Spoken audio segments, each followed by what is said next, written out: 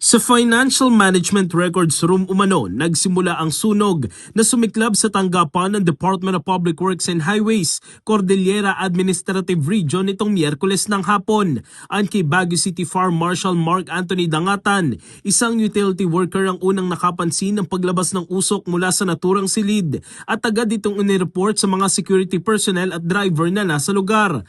Habang hinihintay ang pagdating ng mga tauhan ng Baguio City Fire Station, gumamit umano sila ng 4 na 10-pound fire extinguishers upang pigilan ang pagkalat ng apoy.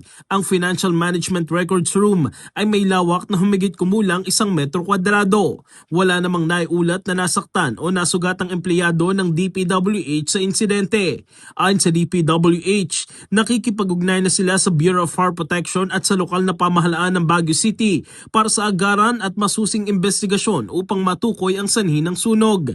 Samantala, tiniyak ni Baguio City Mayor Benjamin Magalong na nasecure na ang nasunog na gusali at sinabing hihintayin muna niya ang opisyal na resulta ng investigasyon ng BFP bago magbigay ng pahayag. Patuloy pang inaalam ng mga otoridad ang sanhi ng sunog.